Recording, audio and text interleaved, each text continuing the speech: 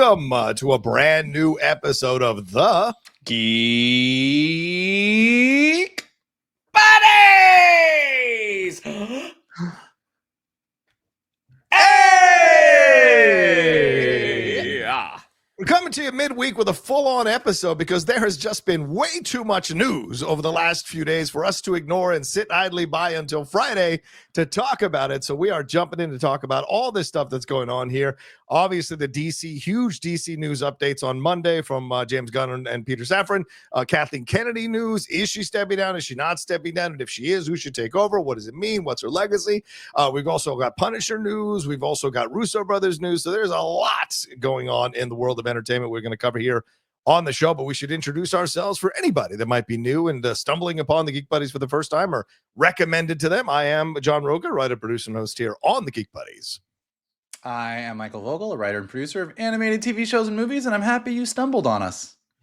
And this is Shannon McClung. I'm an animation writer and a television actor. And if you stumbled, I hope you were able to steady yourself. And also, if you're an eagle-eyed commercial watcher, my progressive commercials started to air. Hey, I'm going to go look for that immediately. I cannot overstate how little I do. So you have to have really good eyes to pick me out. But I'm there. It reminds me of my Toyota commercial. I was barely in it, but they paid me anyway. So yeah, as I say, you get that paycheck no matter how little you're in it. So exactly. Well, before we jump into the big stuff that we're going to talk about here on the news, we have to address a couple of passings that happened this week that are geek related, and we'll just do this at the top of the show. There's no easy way to transition into this or out of this, so we'll just address it. But just a couple of days ago, we lost Roberto Orci, who of course was the writer and producer behind the late 2000 reboots of Star Trek and Transformers, and the creator of Fringe. He died Tuesday in LA in his home from a kidney disease. He was 51 years old. People remember him writing with Alex Kurtzman. They co-wrote Transformers, 2009 Star Trek. Also worked on the other credits he had is the Now You See Me franchise, Ender's Game, The Amazing Spider-Man 2. He got writing credits on Mission Impossible 3. And on the TV side, as I said, Fringe, but Hawaii Five-0 as well. He developed the 2010 reboot. He also created Sleepy Hollow and Fringe. So that's an incredible resume, gentlemen, for Roberto Orci for his life and what he was able to do. Also, sadly, just this morning, we found out that we lost Michelle Trachtenberg at a very early age of 39 years old. Of course, everybody remembers her as Buffy's younger sister, Dawn, in Buffy the Vampire Slayer. She was in Gossip Girl as well.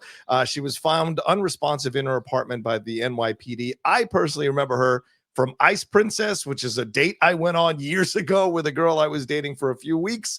Also, Harriet the Spy, the one she co-starred with Rosie O'Donnell. And, of course, Eurotrip, which is probably my favorite thing she's ever done because I just love that movie. So, gentlemen, two very sad passings, young ages, 51 and 39. Your thoughts, your feelings about them. Mikey, I go with you first. I mean, yeah, the Michelle Trachtenberg thing is just so sad. I mean, so young. Yeah. Like, it's just like... that just sucks. Like that was definitely like a blind side. You know, you open up social media and see that. Like, so that's really sad. And then with Bob Orci, like, that was a real bummer. You know, I worked with him on Transformers at Hasbro. Like he and Alex Kurtzman, after doing the live action Transformers movies, when Hasbro Studios started, they were producers on Transformers Prime, which we all worked on together. So I worked with both of them, and he was a great guy. So that definitely also really took me by surprise. I mean, we talk about this I mean, you know, obviously people in pop culture and geek pop culture pass away, you know, often, but we often, you know, we talk about this all the time, but there's such a difference between a Betty White or a James Earl Jones, where you're like, I'm so sad that they're gone, but holy shit, what a life they led. They really like, you know, led a full life. And then when you see these people that were both really, really talented in their respective parts of geek culture, just sort of, you just feel like, God, what else could they have done? What more could they have done? Even though what they did was amazing, the lives that they led were really awesome, but just, it's always sad when someone's taken away too soon. Yeah. Shannon, your thoughts on the passing of Roberto Orci and Michelle Trachtenberg? I mean, starting with Michelle Trachtenberg, I mean, she was a child actor. She got in early, and as she started to get a little bit older, you saw how funny she was. I mean, Yeah. looking at Eurochip, she did some voiceover work for like Robot Chicken, and because she was only 39, there probably was another wave coming. I mean, I know she was on that reboot of Gossip Girl, but there probably could have been or was another wave coming, and so it is certainly tragic to lose someone that young. And Bob Orci, he was part of that ushering in of the wave of geekdom. Yeah. He came from I think he started off on Hercules with Kevin Sorbo. But he was one of J.J. Abrams' guys. I mean, he and Alex Kurtzman were the writers on that Star Trek reboot. The amount of shows that the two of them created, and then he went on to create Solo. I mean, he had done a lot of work, and so he had a very unique voice. He was able to tap into that geek fan base, and so it's again certainly tragic. And our condolences definitely go out to their friends and family. Yeah, absolutely. You both make excellent points. Roberto Orci, of course, meeting up with Alex Kurtzman at a young age. They were show running that Hercules series at 24 years old. I mean, what were you doing at 24 years old? So pretty amazing stuff to kind of have a vision, know what you want to do, go right into it, be lucky enough to stumble into a series, then be seen by JJ and go on to do so many things. So a sad passing from the kidney disease. I think Michelle is more the tragic of the two, and it breaks my heart because I always liked her as an actress. And Rosie O'Donnell chimed in with a beautiful tribute this morning, but also alluded to some struggles she was having the last few years. We've seen that with young actresses that come into the business sometimes, young actors, regardless of gender. And certainly there might have been some stuff going on behind the scenes. It seems that Rosie was alluding to, which is a shame because we've seen this with Amanda Bynes. We've seen this with other young actors who come through the grind of it at a certain age. It just kind of never leaves you the stuff that you experience. And I mean, I would imagine she would have been a part of this Buffy reboot that they're kicking around right now. So it's a shame that we've lost two pretty great talents at such young ages. For sure. So our condolences, as Shannon said, goes out from the three of us to his friends, to their friends and family. All right, let's no easy way out. As I said, let's move on to more of the geek news, and let's talk about James Gunn, as he had a massive presentation with Peter Safran there at DC. Ladies and gentlemen, you remember Mike Vogel, Shannon McClung, and I 2 years ago did a live Geek Buddies talking about their presentation initially when they first came into DC. This was, in essence, a catch-up presentation to let you know what's going on. Here are some of the highlights that we found out, and these gentlemen will give their 2 cents on them. Robert Pattinson is not the DCU's Batman, at least at this point. That was very confirmed by James Gunn and Peter Safran. Clayface has a director confirmed in James Watkins. They are aiming to do 7 projects a year once things get rolling here. Doesn't mean 7 movies, just 7 projects. No full script for the Batman Part 2 is there yet, although what they've read, they're very positive on. Penguin Season 2 seem to be in doubt for a number of reasons. James Gunn is also now directly involved in The Brave and the Bold with a mystery writer, which he won't reveal because it's probably him. And Muschietti will get first look of this before any other director does, as they try to tell you that he's not going to do it. Swamp Thing is waiting on James Mangold. They said the ball is in his court. Waller and The Authority might be shelved, but it's a little bumpy in the development process, still in development right now. Sergeant Rock is looking for its lead. They claim that Daniel Craig was never a serious consideration, although they met with him. Teen Titans movie has a draft from Anna Nagura that they're looking over. And somehow they promise that you'll be able to watch all these projects as standalones and as possibly part of a cohesive universe. So, Michael, I'm sure you've seen some of these before, these meetings, these updates, these press conferences. Your thoughts on everything? What stood out to you? What are your highlights and what caught your attention? What caught my attention? It sounds like DC's got a Batman problem. Like it sounds like DC's got a big Batman problem. I mean, obviously, and we've talked about this tons, but the entire concept of having both of these Batman movies going on at the same time is just a giant question mark on whether that's even going to work. But beyond that, we got Matt Reeves not finishing that Batman script.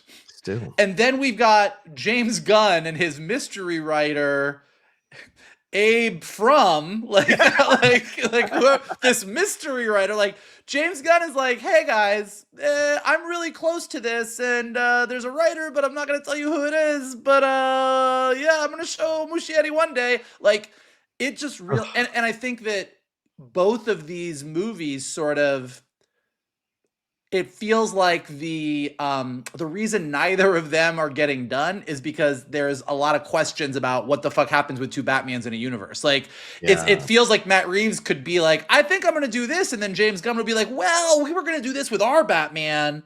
Yeah, I don't, well, we wanted the villain in this to be this. Oh, well, I thought I was going to introduce this villain here. Like, there's so many ways that these two things, even if you just keep them super separate and tonally they're separate, will continue to get in each other's way.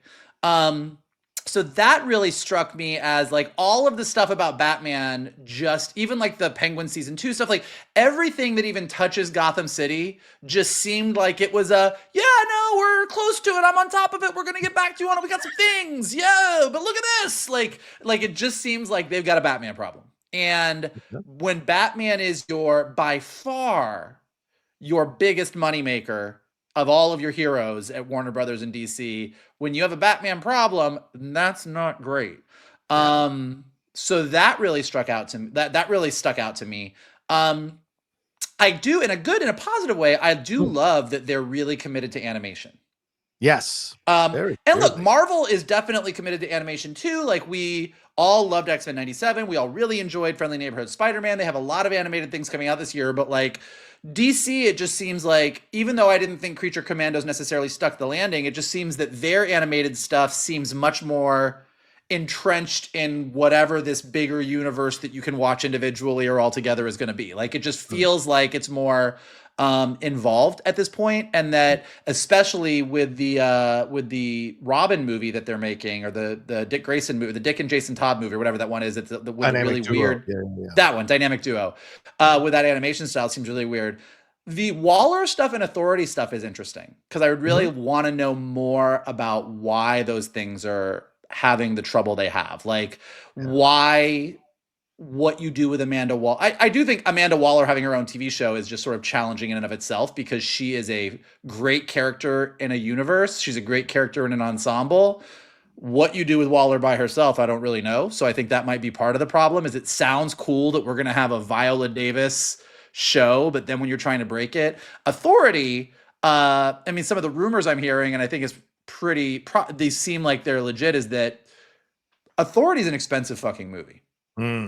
Like Authority, given the number of characters, even if you brought it in a little bit, the number of characters that you're going to have, you're basically doing an Avengers level movie with a bunch of characters that almost nobody knows. I think that out of the three of us, I probably know more members of the Authority than you two. And I like, just because it's not like they're not like this huge superhero universe. So spending the money that you would spend on a Civil War or a Avengers Infinity War for a bunch of characters nobody's heard of, it kind of makes sense that that's like, maybe that's going to be pulled back.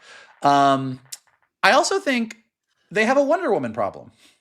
Yeah. Like, I'm thrilled that we're getting Supergirl, and there's some really cool titles in there, and there's some great characters coming down the line, but like, you're launching Superman, and we're all crossing our fingers that really delivers, and that we all really enjoy it, and that we really feel like he nailed this tone. But you've got this giant Batman problem, and you've got a lack of Wonder Woman.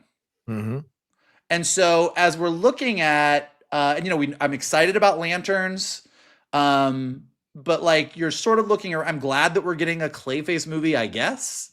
But I think that one of the things is James Gunn seems so insistent on, we're not doing a big universe. Everything is its own thing. Everything is script driven. If we love the story, we're going to make the movie, but it's not interconnected, but it can be. Like, you'll like the Easter eggs if you watch it all, but you don't have to, but we're still going to build to some big event. That's a lot of saying all the things that I think you need to say, given that people feel like that there is a concern in Hollywood that people are tired of this big interconnected universe thing. But it's a big mishmash way of saying, I'm trying to have my cake and eat it too. Like you're Yeah, either making a bunch of movies, that are all really, really good, and they're not necessarily connected except for some Easter eggs, and that's fine. But then you don't get to build to your end game level thing. The end game level thing is built on there's a little bit of this here and a little bit here, and we're doing like you don't get to have it both ways. So it just feels a lot like they're trying to do a little bit of everything, and I don't think that James Gunn can do all of the things that he's saying he's going to do. Yeah, and he even said that there are ensemble movies planned. So, I mean, that's kind of a lead to Justice League and Justice Society. But yeah, this kind of playing it both ways, which is what came out throughout this entire DC presentation, was fascinating.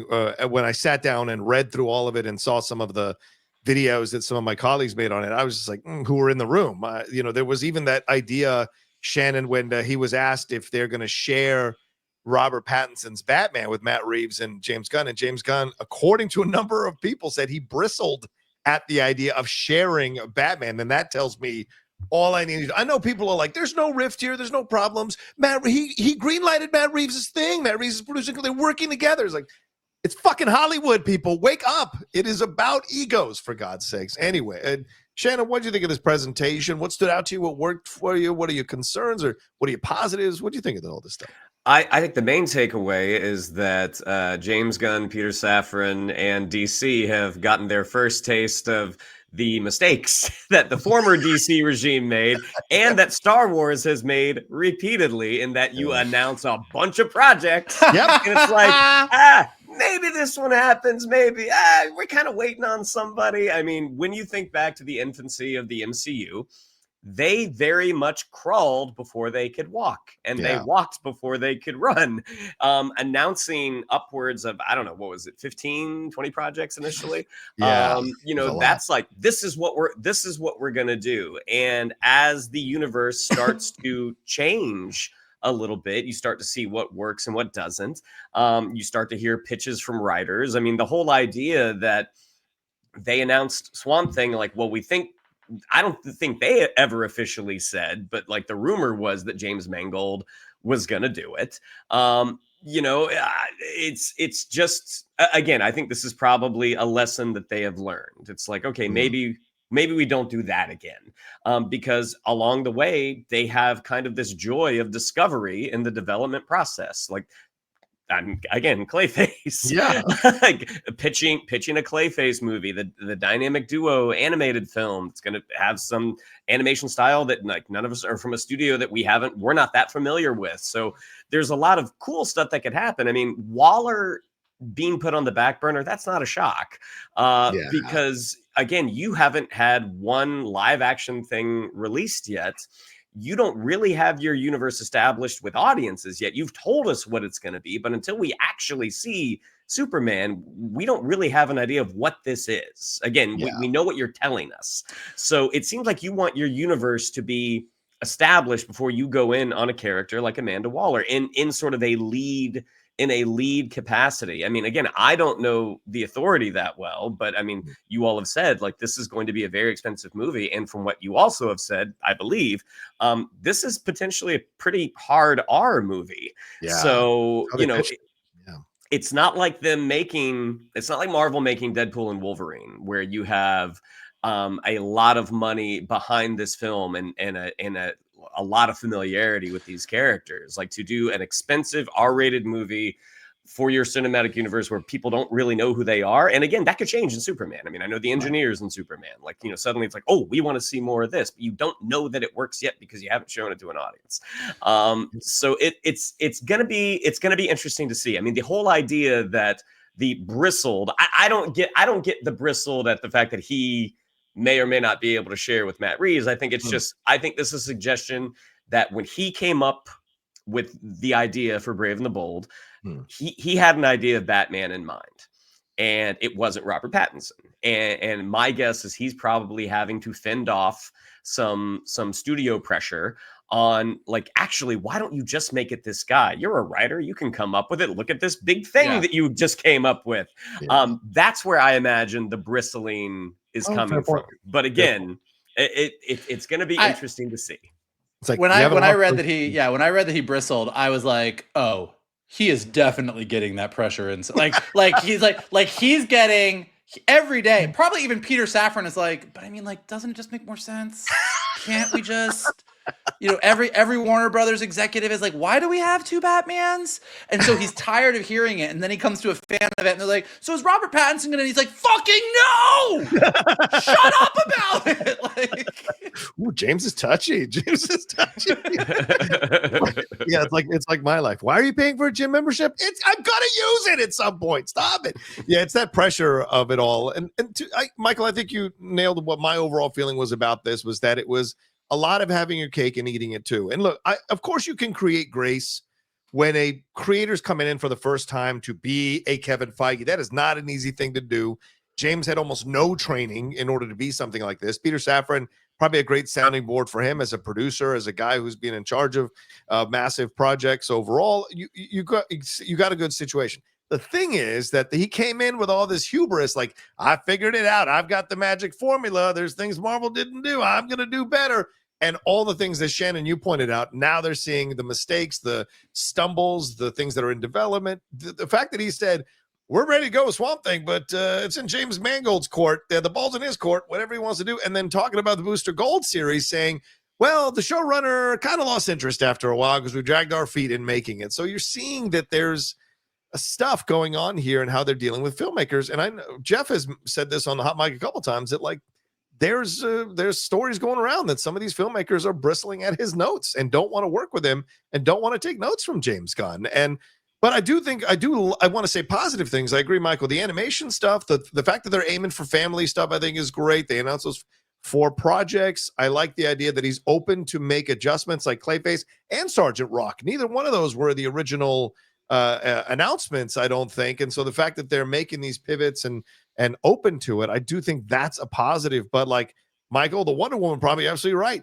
Paradise Lost is supposedly still developed. Wonder Woman is supposed to show up in Paradise Lost, and that's still kind of dragging its feet. And on the positive side, there is a Blue Beetle series, animated series is in motion. Anna Nogueira's turned in a script for Teen Titans, so that could happen. So yeah, it's just a mishmash of stuff. It doesn't feel confident, I guess is what I would say. Yeah. My Adventures with the Green Lantern has me more excited than anything else. Like that we're getting a spinoff of My Adventures with Superman in the My Adventures with Superman universe with Jessica Cruz as a Green Lantern. I'm like, great. I understand what that is. I understand the tone. I already love this show. So like, I do love that in their little pockets, they're doing some cool stuff. I just think that, look, I get it. Interconnected universes are a thing that 20 years ago, we didn't even worry about it. If you got 3 movies in a franchise, you're like, that's a great trilogy. I'm in. That's my interconnected universe. So I get it. And I get audiences are tired of it. They don't want it. But when you're doing DC or doing Marvel or doing Star Wars or doing Star Trek, that at this point, that it might change 10 years from now, 15 years from now. At this point, that's what you're signing on for. And even Shannon brought up, we haven't seen Superman yet, so we don't know the tone of the universe. Yeah. But James Gunn is straight up said that's not the case. He's like, we'll have a bunch of different tones. Whatever directors want to do, it's going to be the vision, and the tones can be so different. You're like, okay, but then like, what are we doing? Like, I want to know. I don't need to know the specifics in the same way we're talking about Doomsday and I don't know the specifics, but I want to know that Superman is coming into this world where Maxwell Lord has heroes and he's going to show everybody that you can be a different kind of hero, but then we're going to have the Authority rise up and be these really violent heroes that say, we're going to take no names and kick ass. And Superman is going to be like, I don't know what to do with this, but then he's going to go talk to this guy in Gotham City and then they're going to meet Wonder Woman and we're going to build to Justice League versus the Authority. Or whatever. Like, I don't care what it is, but like that there's an idea that all of these different pieces, and Marvel probably relies too much on that. Right. And I think we saw with phases 4 and 5 that they dropped the ball on a lot of those things, and they're trying to like pick up that momentum again right now. But James Gunn kind of swinging all the way in the opposite direction. I just think that there's probably some truth in some validity in what he's doing. But I think that he's almost sort of like pushing it too far in the other, like the pendulum swinging too far. And that combined with the fact, and we're going to get into this with the Kathleen Kennedy conversation. Yeah. From day one, putting a creative in that Kevin Feige role, Yeah. you are, no matter what, that person is going to give notes based on their aesthetic, and it's just a different thing. Like, and the fact that people are like, I don't want notes from him. Yeah. I get it. He's going to give a different kind of note as creatively involved as Feige and Marvel can be, whether that's good or bad. Kevin Feige doesn't write scripts. Yeah. Kevin Feige doesn't sit in the director's chair. Dave Filoni does. And so when you're looking at what's happening here with this whole issue with James Gunn, and we're about to talk about the Star Wars stuff, let's just keep that in mind. Yeah. I do agree with you. I do agree with you on the Batman problem. I mean, this is very clearly something they're rummaging. And as I said months ago, Muschietti's off this thing, and they're just slowly weaning him off step by step with every comment. We are not showing Muschietti anything, but he'll be the first to see it when me and my shadow finish this script. With me and James Gunn finished writing this script. For you old SNL people, Teve Torbs. Yeah, exactly. That kind of situation there. It's such a lot, And then he did the whole tease of like, well, I'm also working on a mystery project now that I'm writing. It could be the same thing. I don't know, but there's just a lot of questions around it all. And wasn't the big and Michael, you bring up the tone thing. I think it's a great thing to bring up because Clayface is supposed to be this crazy body horror movie, right? And then Lanterns is supposed to be this hard-edged detective thriller, and Superman's a different tone. What were the complaints that they went out of their way to say? It's ironic is that, well, there was not an overall tone to the DC universe under Zack Snyder. Like, everyone was going in different directions, doing different things. Essentially, the same thing is happening here. You're just doing it under the James Gunn universe. So to me, it's the same problem, just 6 of one, half a dozen of another. It's just got a different face on it. So I do want them to succeed. Listen, don't misread the criticism. I think all of us want them to succeed, but we also have to analyze this thing and how it looks right now. And it looks like a bit of a mess right now. Because I think that we all think the Batman is a good movie, and we all loved the Penguin. And so we all know that we like that version of Gotham City. I don't think we would like to see more of that version. But that version of Gotham City, given James Gunn's bristling, has nothing to do with the rest of the DC universe. So that exists over here. I love my adventures with Superman, and I'm excited about my adventures with Jessica Cruz or with Green Lantern. But yeah, Shannon, we got Creature Commandos and we have Superman coming, both written by James Gunn, both in James Gunn humor and style, both with sort of that irreverent James Gunn-ness, like Silver Age, G-Bally wow. But then Lanterns is going to be what Lanterns is going to, like, we're just like, and again, to be fair, we're critiquing his choices a lot, and we haven't seen any. Like, Superman isn't here until July. So until Superman comes out, like, we might all see Superman and go, yeah, fuck, you know what? I'm in. Yeah. What you got? And then we'll see Lanterns and go, oh, it feels really different, but they did mention Metropolis, and it feels like it's still like, they might nail it. We might be complaining about a bunch of nothing, and it's going to be what it's going to be. But yeah, there's definitely some questions. Some other questions we should get into here are the Russo brothers here. They were at the world premiere of their Netflix's Electric State. The Electric State coming out here very soon on Netflix. It was held in LA at the Egyptian Theater. Look at them, very happy. They got their hands in the clay, in the concrete there, the Russo brothers. But they were asked about the fact that they were, from Deadline, that they were filming Doomsday and Avengers. What's going to go on with that? Because both films are due 2026 and 2027, respectively. They responded with this, quote, "It's all in London. We're shooting them fairly back to back. It's a lot of work again. We may or may not survive. We'll see, but we're very excited about it. We found a way into the story that we think is going to be challenging for audiences. It's challenging for us to execute, and it's really exciting for us. It gets us out of bed to do it." Oh, not the millions of dollars. I got it. When pressed on whether the films will feature the long-awaited tie-in of characters with X-Men Universe or Deadpool, Joe Russo hedged a bit, said, who knows? I don't know who we're going to see. I still don't know. And Anthony said, if you close your eyes and use your imagination, you can see anyone you want, whoever tickles your fancy. And Chris Pratt, who is part of the Electric State, was asked about his return. and a possible cameo. And he said he knows the fans would be thrilled to see him return, but he doesn't know at this point. And anybody in the Marvel bag could show up in the movie. Shannon, back to back in London, already shooting. Your thoughts on all of this?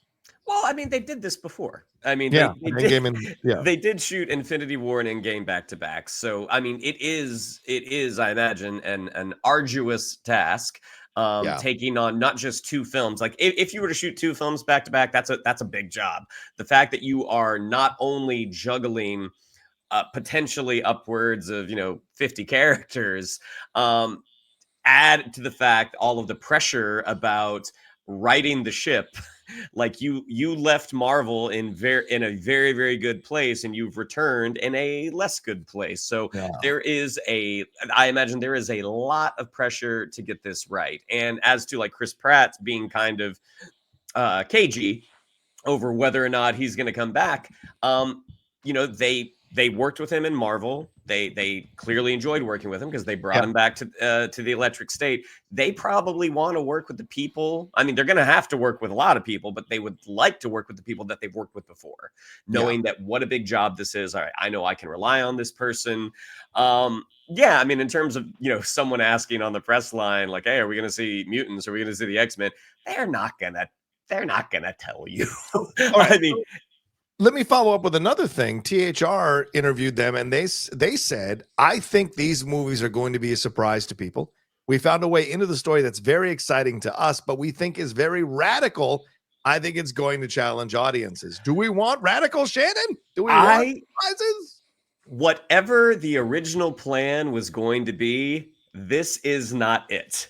So, with the amount of pivoting that they've had to do across phase 4 and phase 5, I think, Vogel's used this term many times. Like they need a big idea to fix the Marvel ship. And from the vernacular that they're using in these interviews, it sounds like they feel they've discovered a big idea that is not only worth them returning to this franchise that they said goodbye to, that they left on a high to, but also potentially jeopardizing their legacy, having left it at such a high. So, I mean, we'll see. I'm certainly excited. I'm certainly curious. And maybe we'll have some more answers by the time summer 2025 ends with Fantastic Four. Maybe we won't. Maybe we're all expecting something that we're not going to actually see until summer 2027. Who knows? Good point, Shannon, for sure. Michael, your thoughts on these? Is Kevin making a comeback to cull the entire Marvel universe? Is that the surprise or the radical decision? What are your thoughts here? I've been thinking the only thing that I find interesting in that interview is the radical decision part. Like everything else was just like, yeah, that's what you say. Like I love when we get a red carpet interview where they're like, we were asked about the X-Men. We were asked what it's we might not survive, but we're filming everything. Maybe we'll see some characters. You're like, okay, this is a bunch of bullshit. But the one thing that has been consistent that they've been saying is this whole we found a way in, we had a big idea. It's going to be challenging. It's kind of radical. And I, because I am me, I have been rolling that around in my head.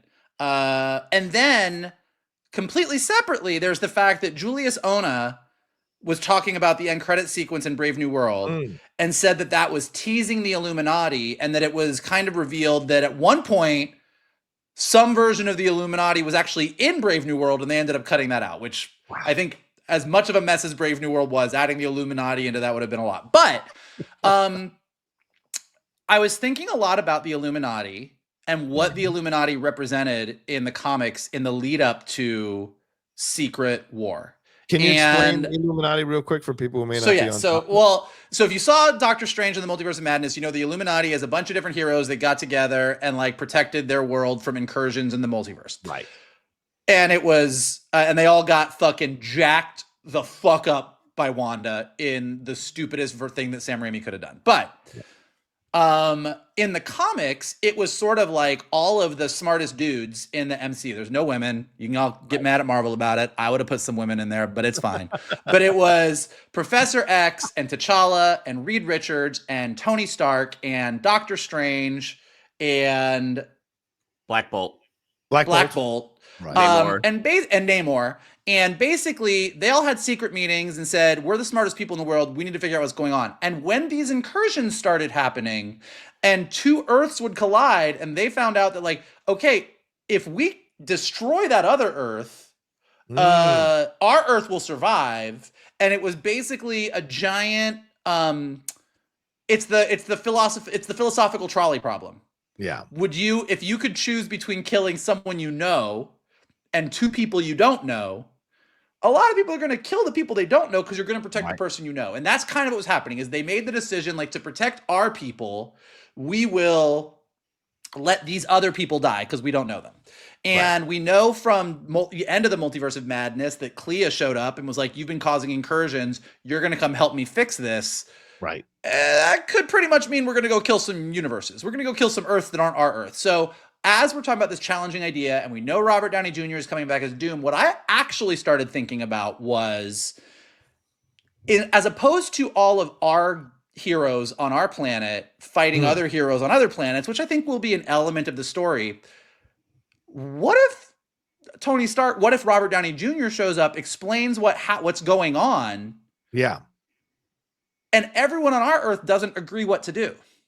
Like, we know from No Way Home that Spider-Man is going to do whatever he can to save anybody from any multiverse. Right. But a Namor or other people might be like, hey, maybe we let these people die. Like, what happens if the decision that's made is not a cohesive decision? What happens if our Earth, what if the Thunderbolts are like, let's fucking kill whoever so we can protect ourselves? But Sam and his Avengers are like, no, we're not going to let anybody die. Like, I think that the radical thing is having a Robert Downey Jr. shows up that rips our heroes apart. That's my theory. Yeah. Okay. Ooh, what do you think, Shannon? Does that make sense? Maybe. I mean, by the way, I'm 90% probably wrong, but, like, I do think that what the radical thing would be is, as opposed to we all just have this assumption because it's Doctor Doom and because whatever, that Robert Downey Jr. shows up, he's the bad guy, everybody has to get together to fight him. And I think that's how Secret Wars is going to end. But I think a character that shows up and is a version of what Tony Stark has said for 20 movies. Like, when what does he say to Bruce Banner in Ultron? He's like, hey, when the aliens show back up at the bar, and they will, we need a bigger bouncer. Like, he's always wanted to protect his planet from anything else. So a Robert Downey Jr. showing up and saying, we need to protect this. And, you know, Spider-Man being like, I'm not going to let anybody die. And Sam being like, I'm not going to let anybody. And Namor being like, let's kill people. You know, like, it's like, I can see, and Doctor Strange being like, I've been killing universes ever since that shitty ass movie, so I'm down. Like, you know, I think that there might be some element of that. I think that's a really interesting idea. Like over 30 movies and, you know, numerous television shows, the Marvel Cinematic Universe has covered a lot of themes. And a group of people tearing themselves from the inside out, is that what happened in Civil War? Yes. Is it more the leveling up in terms of scale, when you're not dealing with, you know, 12 people, you're dealing with universes?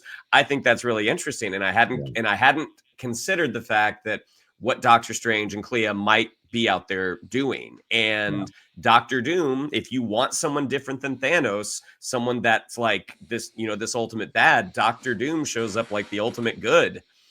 And he also looks like this guy that sacrificed himself to save our world. We should probably listen to this guy. I mean, there's a lot of interesting stuff there. Well, just the idea of a group of people, a small group of people deciding what's best for everybody and for the universe. I mean, that seems like a topical thing to be tackling in the Marvel universe, and that would work for a lot of people, you know. When you really boil down Secret Wars at the end of the and the road to Secret Wars, which is actually the more, like, if you go and read Jonathan Hickman's Secret Wars tomorrow, you'd be like, this is interesting, but you wouldn't really get it. It's that year and a half of Avengers comics leading up to it that's all about the Illuminati and the incursions. The thing that is the most interesting is the cosmic version of the trolley problem. We all love our heroes protecting everybody, but when it gets down to it, if you're like, well, okay, if we don't do anything, both of these universes are going to die. Right. If we do something, we save all these people, and we don't know these people. is kind of the interesting philosophical debate. And having some of the heroes that we've known for 5 phases fall on different sides of that debate, that is radical. So that I do think that that's when they say challenging, radical, we're going to challenge ideas. I think we're going to force our heroes into a position where they're going to have to make some decisions, and we're not going to like where they land on that. And Shannon's right. Thematically, that's very similar to Civil War, but Civil War feels compact compared to we're killing universes. So they were trying to figure it out so they could get along. This is something completely different where people are going to die. And so what are the reactions? And Kevin, he wants to cull it so that he has a much more streamlined MCU going into the next phases, whether he's there or not, so to speak. We'll talk about that in a second. Maybe he's going to be at Star Wars. We'll see. Who knows? Might be possible. All right, let's move on to this other story here. The Punisher, bing, bang, boom, right on the precipice of Daredevil Born Again coming out the first season. Jon Bernthal, of course, is going to be reprising his role as Frank Castle on the Disney Plus edition there of Born Again, but he is also working on a Punisher special for Marvel Television. He is co-writing the standalone special that's going to be like a Werewolf by Night type of approach here, alongside director Ronaldo Marcus Green, who will be directing this thing. And this show is supposed to air in 2026 as a companion piece to the second season of Daredevil Born Again, which is coming out on March 4th here, just a few days away. Brad Winderbaum from Marvel said it's like a shotgun blast of a story, but also has all the pathos and emotion that you want out of a Frank Castle story. It's so exciting. So we've had 2 seasons of Punisher. The second season, less said about that, the better. I thought the first season was amazing. But Shannon, your thoughts? He's co-writing this with the director Ronaldo Marcus Green, and he's leading the way on this one. Do you like this idea of Bernthal? The growing power of Bernthal in Marvel. I think if you're going to give an actor the opportunity to co-write something, it would be in a 1-hour special. That it would be kind of a one and done. Because depending on the actor's degree of power, and degree of talent, you don't necessarily want an actor directing themselves in the Marvel Cinematic Universe. I think this is a good dry run to see is Bernthal any good at this, but also conceptually, I think the specials are something that they should probably lean into more, because there can be too much of a good thing.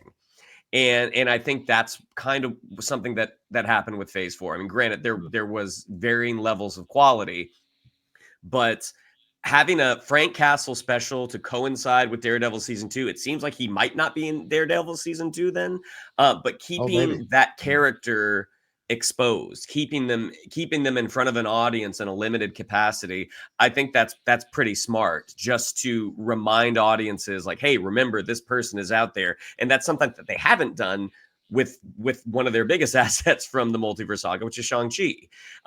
We haven't seen Shang-Chi since 2021. So I think the idea of using these specials just to keep characters in front of an audience, I think is smart, especially when you have so many characters. We'll see if they can pull it off, though. Yeah, and it's smart, Michael, because you're teaming in with Ronaldo Marcus Green, who directed King Richard. Regardless of Will Smith's slap, that's a damn good movie. He also did 6 episodes of We Own This City, which was an awesome Max series. And he recently did Bob Marley, One Love, although the film itself, maybe not the greatest film, but it certainly did well. So audiences enjoyed that movie. So what do you think about this pairing? And what do you think this 1-hour special might be about? Here's my favorite thing. And if you're listening on the podcast, you can't see it, but will you bring up the image that you brought up again? Yeah. Seeing the Punisher logo and the Disney logo on top of each other is the funniest thing. And like, of all of the things that Marvel and Disney, like the hard Punisher logo with the Punisher skull above the Disney Plus logo with that happy flowery Disney font is that is not chocolate and peanut butter. Those two things do not go well exactly right. Frank Castle's not going to be at Avengers Campus. Yeah, exactly. Shut up. Yeah. Yeah, I think Shannon's right. I mean, I think across the board, doing a Werewolf by Night style story allows you to sort of like, you're not having to sustain something. Like, look, it remains to be seen. Echo came out and had that Marvel mature thing going on, and we all talked about it. I was like, this is like, they got nothing else to promote. And then we watch Echo, and you're like, yes, they, in point of fact, did not have a great story. Daredevil is coming out, and it looks like it's got the hard, mature tone of the Netflix Daredevil, so we're gonna see. But even with all of that, doing a season-long Frank Castle story on Disney Plus is asking a lot. Just to do it the way that we all think the Punisher should be done. And I think a smaller, tighter Punisher story is probably the right move. Even if it's just a move in the right direction. Like, we might see this. I do think Jon Bernthal, like, look, that man loves playing Frank Castle. Yes. And that second season aside, he's very good at playing Frank Castle. Like, he gets what this character's about. I don't know what his writing ability is, but him sitting down to like sort of help tell that story, he does seem like he is in that character's essence enough that he is like, I know what I want this to be. So I think just doing something that like lets the story be what it is. Like, it's Frank Castle, there's some shit going down. Frank Castle doesn't like it. He comes in and punishes. Maybe there's a cameo or two from some other characters to tie into some stuff. And then we kind of get out of it. And then it's almost like that combined with his role in Daredevil coming up will be like, okay, how do we feel about Frank Castle next to Encanto and Bluey? Is it working? All right. I feel maybe we get some more Frank Castle. Like, I think it's like just kind of vibing it out. Yeah. I think this is a great way for Marvel also to signal to their actors, like, hey, if you have an idea and we can make it work, we are open to you co-writing. We'll pair you with a director, a strong director, and then we'll see what you can create. I think that gives the actors even more creative outlets, right? And I compare it a little bit to like the actors that you see in the Progressive commercial, right? Like Flo. That actress is a damn good actress. And they eventually were like, look, I've done so many. Can I start playing different characters? Can I start writing the scripts? Milena Vaintrub did the same thing on AT&T. She started directing those commercials that she was in and bringing in her friends to be part of it. You've got to give creatives more avenues to be creative within a universe. And I know Bernthal, podcast, actor, director, producer, like, give me more. Let me write my first thing. Let me see how. So this is all great. And I think this is a positive. And I love the character in your Mike. And you're right, Mike. I love him as Punisher. And he has such a strong ownership of Punisher in all interviews. It's almost like he scares me. Yeah. He scares me. He's an intense dude. There's no like doubt. If I walked into a bar in Hollywood and saw him and he stared at me, I would turn around and walk out as quickly as I could. Like, I'm legitimately scared of him. Like, I think in my brain, I think that he's Frank Castle.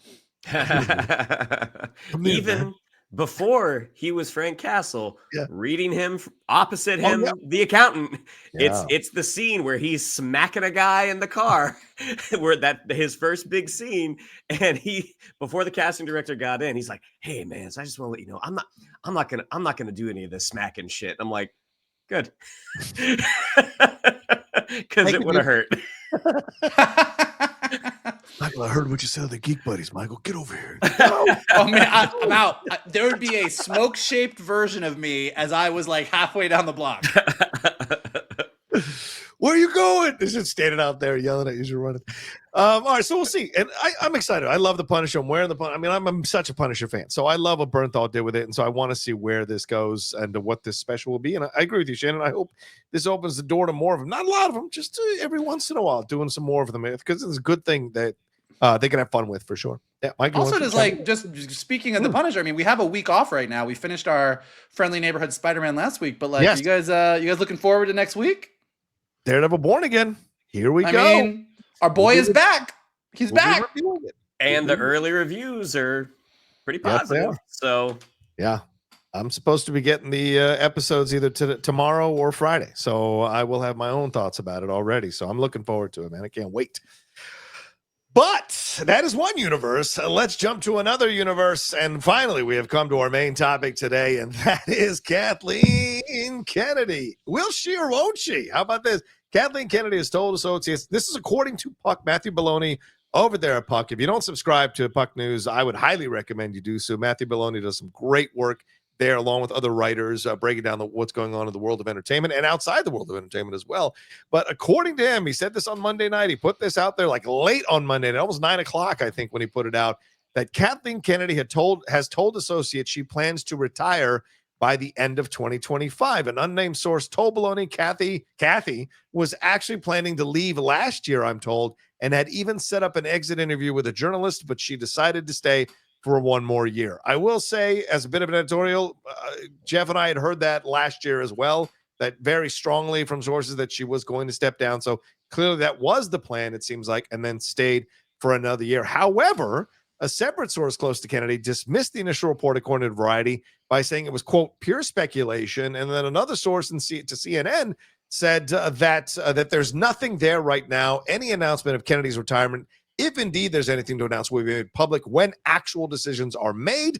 Lucasfilm did not respond to a request for comment, and the spokesperson for Disney did not comment on the story all around. So a lot of news there, Michael. Certainly Kathleen Kennedy, is she stepping down? Do you believe she is? Do you not believe she is? Why do you think she's pushing back on this through sources? Is it because she wanted to own the thing? And is it time?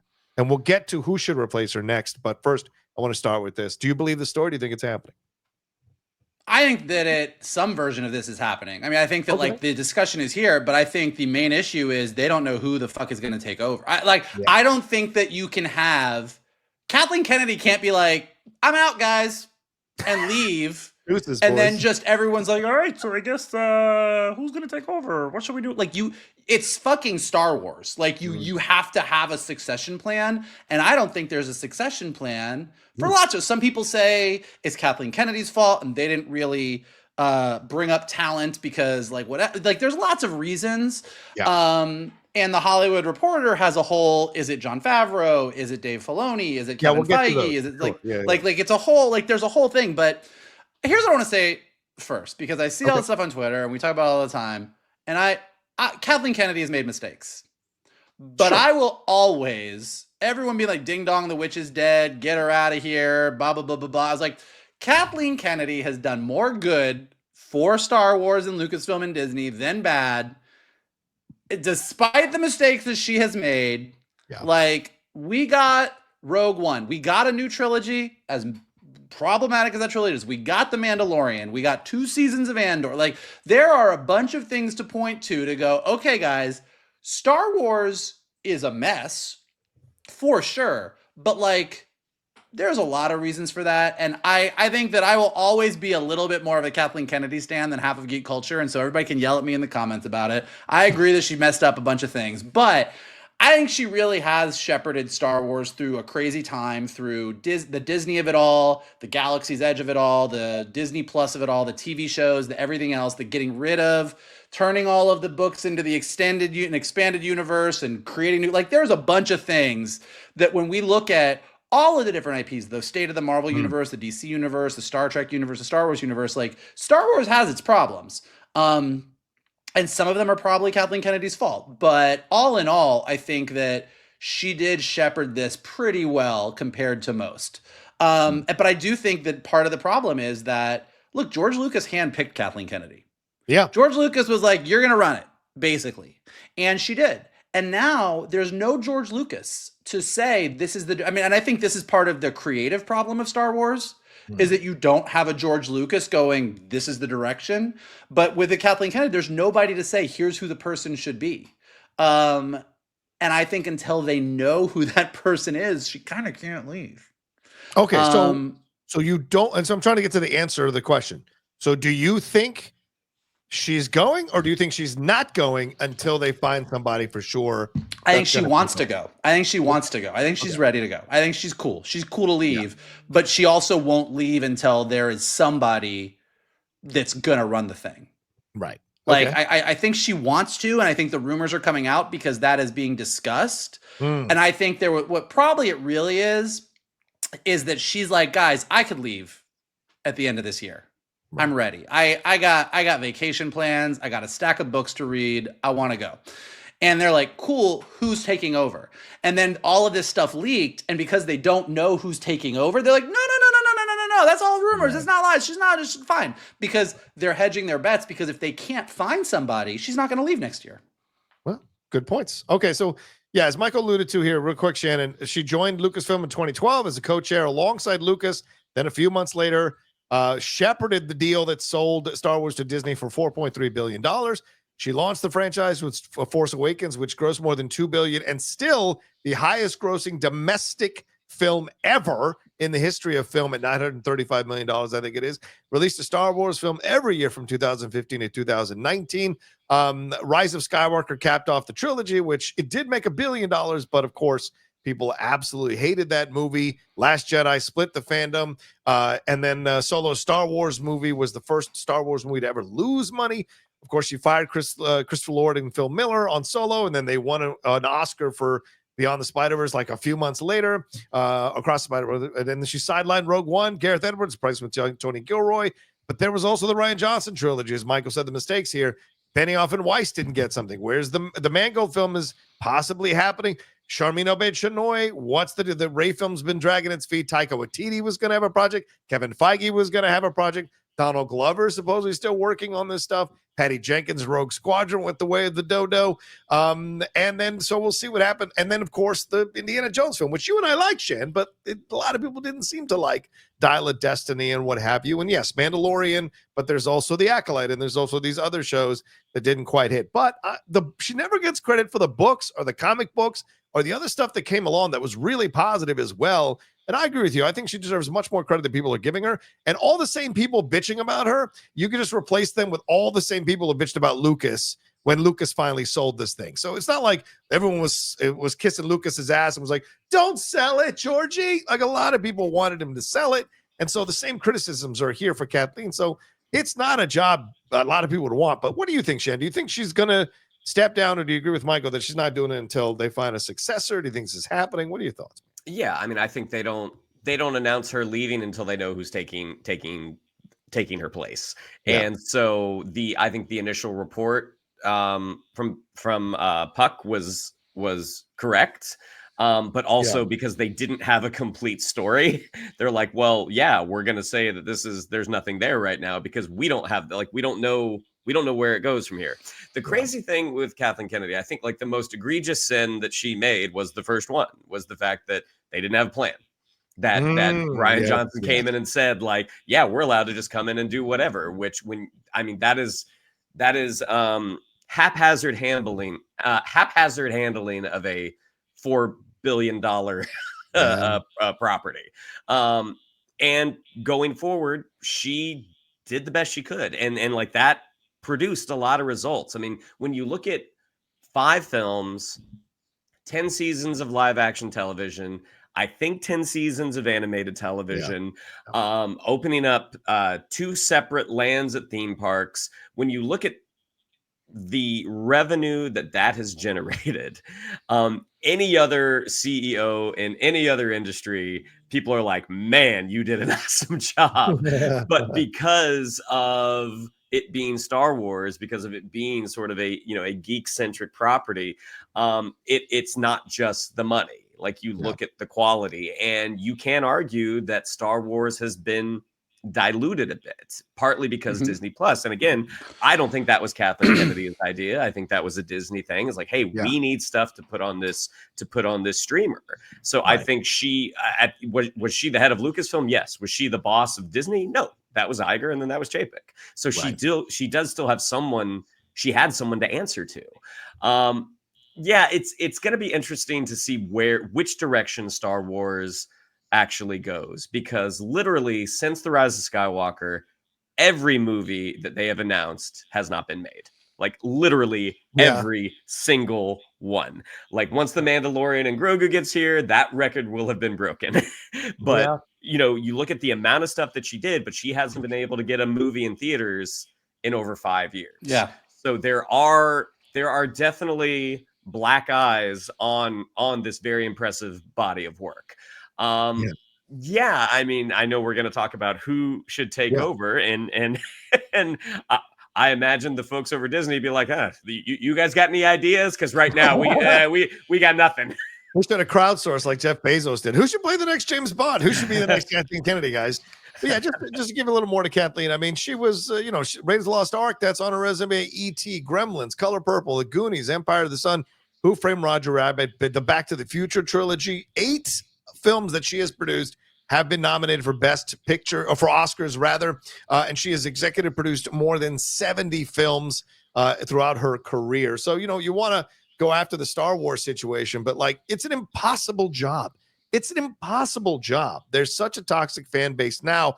There was just as much of a toxic fan base back in the 90s. They just didn't have Twitter. They didn't have social media. They didn't have YouTube to create these channels from. But I guarantee you, I was there. I lived through it. I remember the anger against Lucas from those prequel trilogies was strong, very strong. So this idea that this is somehow Kathleen Kennedy's fault is nonsense. Yeah, go ahead, man. If Twitter existed when George Lucas trotted those Ewoks out in Return of the Jedi. Oh, yes. That's a great point. If Twitter existed when the Ewoks showed up, Twitter would have lost its mind. 100%. All right. So, Michael, let's go back to you then. Who takes over? Here are the possible candidates. Kevin Feige, Dave Filoni, Jon Favreau, or some combo of Filoni and Favreau, or some combo of Feige with Favreau. Rain Roberts was at the company for 12 years and was being groomed by Kennedy as replacement. But last week, they were announced as Searchlight's new senior VP of production. So maybe that's not going to happen. People have mentioned David Heyman, who did the Harry Potter series, a producer there. Mary Parent from Legendary, who oversaw the Dune and Godzilla franchises. Peter Rice, who Chapek fired unceremoniously. What a way to bring him back to be in charge of this stuff. He helped develop the X-Men stuff, so that's a possibility. J.J. Abrams, Emma Watts, who is a respected executive who worked on X-Men, Deadpool, and a couple of other things in James Cameron's Avatar. Hannah Minghella, who is J.J. Abrams, a former employee there, who's worked on Cloudy with a Chance of Meatballs, Hotel Transylvania, Jumanji, and Goosebumps. And I'm going to throw one in, Steven Spielberg. Just throwing it in there as a possibility. Steven's up in age, maybe step away from making some of these movies and maybe become in charge and help shepherd your brother George Lucas's franchise back to prominence. Those are the possibilities, and then one thrown in by me. Michael, do any of these stand out to you? Which one of these do you think could happen? Do any of them work for you? Any of them could happen, and I don't know. I literally don't know. Here's what I would say. Okay. Well, just because, like, I guess. But it's like, here's the problem. And this is, I don't have an answer on who I think it's going to be or who I think it should be. Okay. What I have more is, like, when you're looking at the big picture, like, all right, so Kevin Feige is sort of the model for what any of these things would be. And what made Kevin Feige unique was that he was very creative, but he wasn't a creative. Right. What made him unique is he was on the executive side of things, but he had a way of being like, I know these characters, I know the world of comics, and helped sort of shepherd this big idea through, but allowed all of these creatives to come in who actually were like, yeah, like not every creative liked working with Kevin Feige for a lot of the same reasons that people say about James Gunn, ostensibly, but he was there was like in the Venn diagram of like executive and creative, he sat right in the middle. Now, Kevin Feige, if I could use a sports analogy that I'm probably going to not do right, he had a great 7 innings, but he's looking pretty tired out there on the mound. And a lot of people are saying maybe it's time to bring him in. Rob Liefeld's ears just perked up. Yeah, go ahead. Yes. And that might be true. So like, I think Kevin Feige is sort of like off the table because like he's not at his prime right now. Yeah. And he really has to fix the Marvel universe. Yeah. Like, I don't think anyone's going to be like, without knowing if Doomsday and Secret Wars are going to do what they need to do, you don't bring someone from a sinking ship and put them on your sinking ship. Captain this one. So I think, like, you know, there was a time where it made sense. Now I don't know that makes sense. But then with the Filoni and Favreau at all, you run it like it's everything we just talked about with James Gunn. Like, is James Gunn, like James Gunn and Peter Safran together seem to be getting things going and keeping the balance of the executive and the creative, but it really does seem like James Gunn is more on the creative side, and maybe sometimes having that guy in charge doesn't engender other big name creatives to come work because they're gonna have to work under that person. Right. And as much as he says he's going to do it this way, he's going to do it that way. And then, and like we said, like he seems to be a little like, and that's what I worry about with like a Dave Filoni. Mm-hmm. Like, I don't know that Dave Filoni, even though we all look at Dave and we all look, he got Clone Wars right. And then him and Favreau did Mandalorian. And now he's like the guy. It's like, but like him stepping up to being like, I'm going to talk about the strategy of this franchise for the next 10 years. Right. I don't know that he wants to do that. I don't know that that's the best place for him. Right. I think putting someone else in charge of it and then letting Filoni go Filoni is the way to go. But like the problem is that the reason Marvel for those first 3 phases did what it did is you had that person that was both a creative and an executive, and everybody on that list that you named falls on one side or the other. Right. Well, Shannon, what do you think? I want to throw another name in there, which I have not seen mentioned anywhere, which I'm really surprised about, because last year in 2024, Simon Kinberg was apparently handed a trilogy there at Star Wars. We know Simon Kinberg has been in charge of the X-Men franchise. So do we throw him in the mix? Is he being maybe moved into this position possibly? Who do you see happening, taking over here, Shannon? Or do you think it's not anyone that we've mentioned? What are your thoughts? Well, like Vogel, I think I have more a handle on who it shouldn't be rather than who it should be. A lot of the executives that you mentioned, like I don't know who these people are. Like I've heard their names bandied about, but you know, I don't have any really frame of reference for their careers. The only one that you mentioned that I do know who he is, and I was like, oh, that could be interesting, is David Heyman, who was, you know, part of the Potter franchise, part of the Paddington franchise. He has a very English sensibility, but he's worked on a lot of American projects. Sure. So as a name, I'm kind of like, oh, that sounds like someone who has been in the inner workings of a giant franchise that up until the Fantastic Beasts trilogy did really, really well. Yeah. But yeah, Favreau and Filoni, I mean, if Filoni were to be like the James Gunn, if they could find a Peter Safran, but again, we don't know if that dynamic has worked yet because we haven't seen anything outside of Creature Commandos. Yeah. And again, like as much as we do love a lot of what Filoni has done, Ahsoka was not perfect. And maybe once they get through season 4 or whatever, hit this, you know, long game that he was playing with some of the narrative choices that he made, maybe we'll get to the end of that and be like, look at that, he knew what he was doing all along. That typically doesn't happen. Like normally, if we're watching something that we're really a big fan of and something happens that we're a little confounded by, it's like, maybe it's going to be explained. That typically doesn't happen. That's not.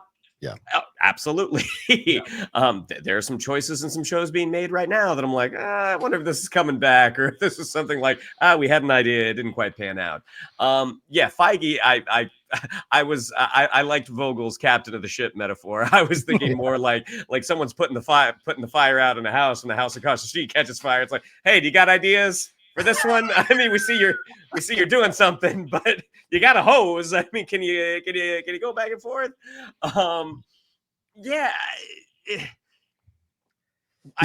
think a prerequisite for whoever takes the job, I mean, you want them to love the property, but love it in the right way. Like you don't want to be so slavish to the canon that you are afraid to make a big choice to kind of find a new way forward, because the brands, they can only ride on nostalgia for so long. You know, you have to create some new roads to go down.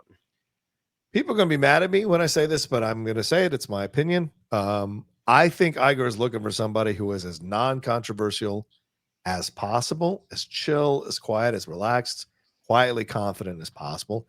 And yes, be mad at me if you want. I think he is looking for a white male. I think that's going to be a part of it. The negative reactions that people had to people of color, to women with Kathleen, like I think there's been a lot of that. And I think he wants to avoid that. And so I think these are the people that might be in contention. I would not be surprised if it ends up going that direction. I mean, if he goes with Mary Parent, great. I think she's a great executive. Would be interesting to see what she would do with it. But I do think it's going to be a dude. I do think it's going to be a white dude, because there's one. The David Heyman is a great suggestion, Shannon, because that guy doesn't attract attention, quietly does his job, certainly shepherded a few franchises. He was a producer on Gravity, which is a great film. there out in space. So, I mean, I think there's a lot of elements of Heyman that work if you wanted a quiet, strong choice to kind of slide in there, who understands how to work in the studio situation.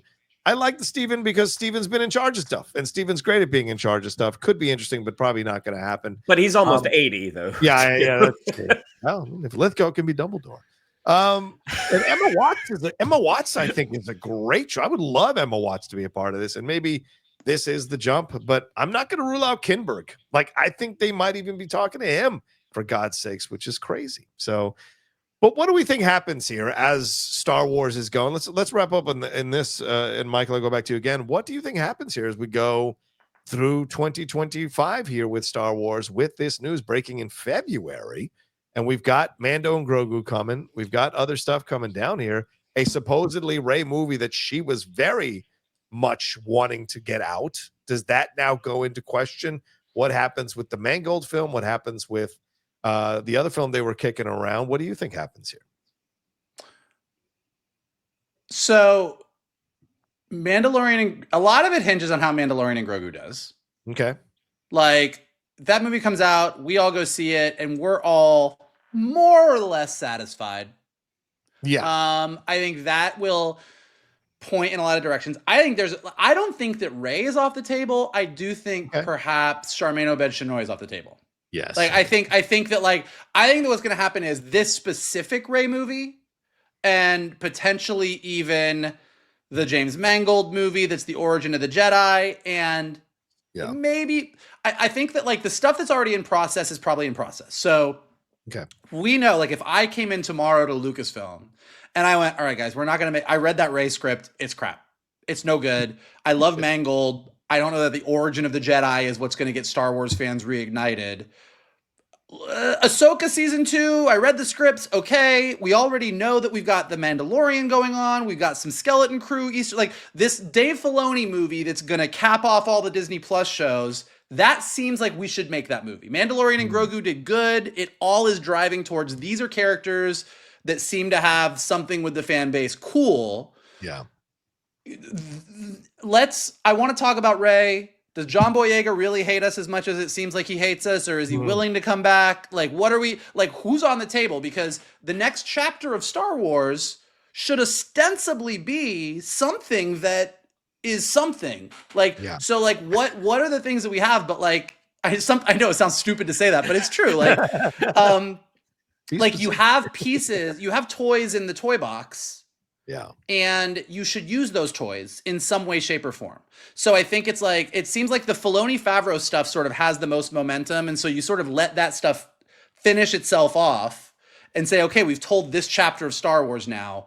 Now it's time for what's next. Now, so and then the question really is, all right, do we have Oscar Isaac? We know Daisy Ridley's into it. Can we get John Boyega back? Like, are we telling a story with these characters and this is the next chapter? Or is this too problematic and we say, okay, the next chapter of Star Wars takes 100 years after Rise of Skywalker.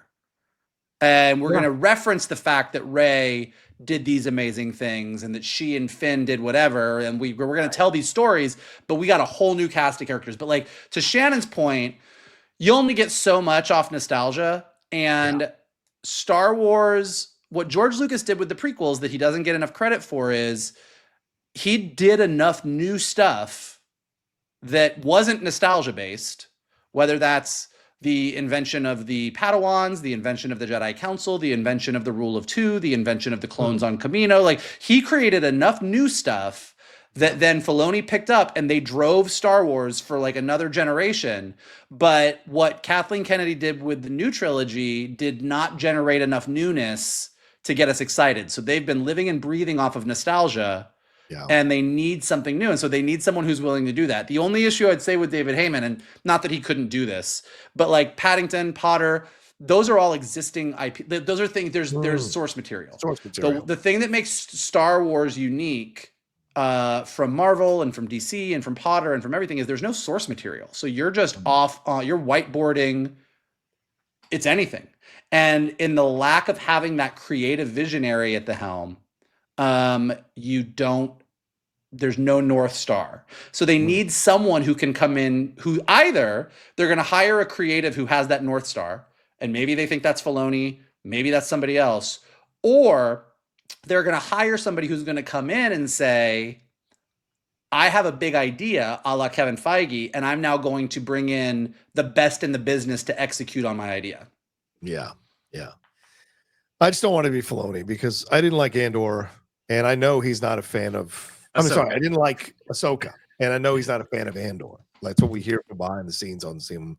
So if he's going to walk away from that kind of Star Wars to create this mishmash that he created with Ahsoka, I don't want any part of that. So what you got against space whales? No, I got the Purgles are cool. It's everything else around it that I had some issues with, but we'll see. It's certainly going to be an interesting situation. I'm sure there'll be many more updates as the year goes on. I'm sure she's upset that it leaked because I'm sure she wanted to be with Disney, the ones who made the announcement, but now it's kind of out there, and so we'll see who gets lined up with all of this. But it's not a job to be envied. I don't think it's a hell of a lot that you're walking into right now. It is a shitty job. Yeah. So we'll see. But anyway, we've gone on for almost over an hour and 15 minutes. So let's wrap it up. Thank you all so much for hanging out with us here on the Geek Buddies. We appreciate it madly. Shannon, what do we have to tell them? Yeah, I'd like to follow us on social media. On Twitter, it's at geek_buddies. On Instagram, at the_geek_buddies. If you'd like to follow me on social media, it's on Twitter, at Shannon_McClung. On Instagram, at Shannon the Geek Buddy. Or if you have binoculars, you might see me in a Progressive ad. If you'd like to follow Mr. Vogel, it is at MKToon. If you'd like to follow Mr. Rocha, it is at The Rocha Says. Mikey. Go ahead and smash that big like button below. It's bigger than Shannon Roll in the Progressive commercial. Subscribe to Johnny's Outlaw Nation page. That subscription button, also bigger than Shannon's role in the Progressive commercial. Leave your comments below. Who do you think should run Star Wars? What do you think of Kathleen Kennedy? What is the Russos' radical move with Doomsday and Secret Wars? What do you think of Punisher sitting next to Bluey? Let us know in the comments below. If you're listening to us on a podcast, go ahead and leave us some stars and comments so we go up in the rankings and more people can find us. And as always, the best thing you can do is retweet this video, post it on your socials, send it to your friends, and tell them to hang out with your buddies, the Geek Buddies. There you go. All right. Thank you so much. And Shannon, real quick, what's in the Progressive commercial? Is it with the one with Rick and the parents thing, or is it which one is it? It's Mara. It's one of Flo's crew. It's the tiny gal who talks like this. Oh, right. I like her. It's her and some brand new homeowners that are experiencing homos. Homos? Real estate purchasers. It's Mara and some homos? And we just found our new t-shirt. All right. Thank you, everybody. Take care of yourselves. Be well. And we'll talk to you next time with another brand new episode here of the Geek Buddies. No homos. No homos. Hey! What's wrong with that?